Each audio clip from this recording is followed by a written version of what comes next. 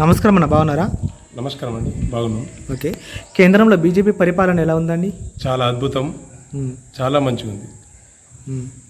ఆయన చేసినటువంటి పనులు కానీ, అభివృద్ధి కానీ, దేశం కోసం, ధర్మం కోసం ఆయన అనేక విధాలుగా, ఇక ధర్మం విషయంలో అసలు చెప్పడానికి రాదు. మోదీ అంటేనే దేశం, దేశం అంటేనే మోదీ. ఒక పల్లెటూరులో ఒక రైతు, ఆ రైతుకు అంటే వ్యవసాయంకు కానీ, ఉపాధి హామీ కానీ, ఊరిలోని వీధి దీపాలు కానీ, సిసి రోడ్లు కానీ, అంటే ఊరిలో చెప్పలేనటువంటి శ్మశాన వాటిక కానీ, అలాంటి ఎన్నెన్నో అద్భుతాలు మన కేంద్రం నుంచి అందుతున్నాయి. ఇప్పుడు మళ్ళా బియ్యం పేదవారికి 5 కిలోల బియ్యము మళ్ళా 5 సంవత్సరాలు ఉచితంగా పొడిగించిండు. ఆయన సేవల నిమగ్నమైపోతారు. దేశానికి ఆయన అంటే ఒక కుటుంబం, దేశమే కుటుంబం ఆయనకు సంసారము, లేకుంటే వాళ్ళ పిల్లలు వాళ్ళు కాకుండా దేశమే కుటుంబము, దేశమే ఆయన పిల్లలు. కాబట్టి దేశ సేవలో ఆయన చాలా అద్భుతంగా పనిచేస్తున్నారు. మళ్ళొకటి, ఆయన ఇప్పటి వరకు సెలవు దినం లేదు. గత 10 ఏళ్ళు పరిపాలనలో ఇప్పటి వరకు ఆయన సెలవు తీసుకోలేడు.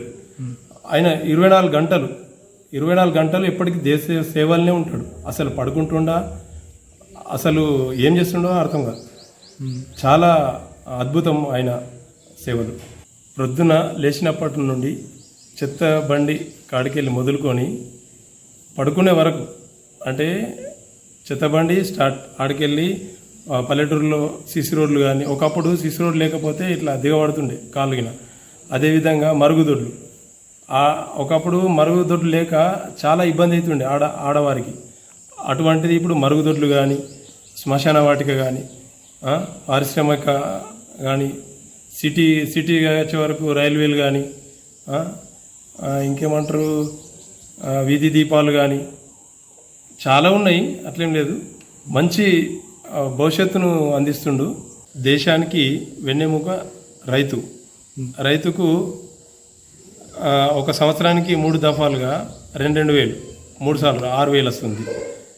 మళ్ళా మసాలా మీద కానీ, ఒక కుటుంబంలో కేంద్రం నుంచి ఖచ్చితంగా లబ్ధి పొందుతుండు ఆ రైతు. పేద కుటుంబం కాడికి వెళ్ళి బియ్యం కానీ, ఇప్పుడు ఇంకా 5 ఏళ్ళు మళ్ళీ పొడిగించిండు బియ్యం ఉచితంగా ఇస్తానని. ప్రతి ఇంట్లో అందని కుటుంబం లేదు కేంద్రం పథకాల నుండి. దేశ సేవలో ఆర్మీ ముఖ్యం. దేశానికి వెన్నెముక రైతు అన్నం. అదేవిధంగా దేశానికి సేవ ఆర్మీ జవాన్. ఒకప్పుడు జవాన్ ఎట్లా ఉంటుండే, అసలు ఆయనకు ఫెసిలిటీ కానీ ఏం ఉండకపోతుండే. ఇప్పుడు జవాన్ అడిగితే ఆయన మోదీ గురించి చాలా వివరించి చెప్తాడు. మోదీ అలా దగ్గరకు పోయి ఇట్లా మంచిగా అలా అనుసంధానం ఉండి చాలా వాళ్ళకు ఫెసిలిటీ, యుద్ధ నౌకలు కానీ, జాకెట్ ప్రూఫ్ అవి కానీ చాలా అద్భుతం.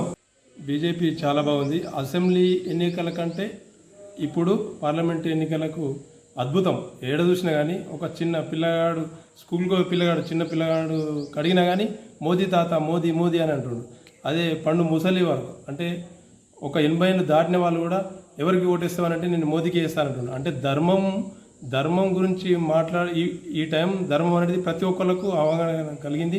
ఒకప్పుడు 70 ఏళ్ళ పరిపాలన, కాంగ్రెస్ పరిపాలన అసలు ఏం జరిగింది, హిందువుల గురించి, ధర్మం గురించి అసలు జీరో. అంటేనే ఇక భారతదేశం అంటేనే మోదీ. ప్రపంచ దేశాలు మన భారతదేశం వైపు చూస్తున్నాయి. ఎందుకు చూస్తున్నాయి అంటే మన ప్రధానమంత్రి గారు చేసినటువంటి మంచి విషయాల గురించి, మంచి పనుల గురించి. కానీ 400 సీట్ల కంటే పైచిల్కే గెలుస్తాడు.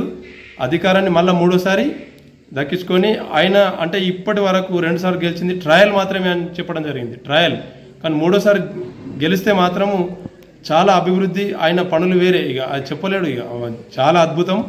ఆయన ఒక కారణ జన్ముడే. ఒకప్పుడు శివాజీ మహారాజు ఎలానో ఇప్పుడు కూడా మన దేశ సేవలో ప్రధానమంత్రి మోదీ అలాగే ఖచ్చితంగా 400 సీట్లు గెలుస్తుంది.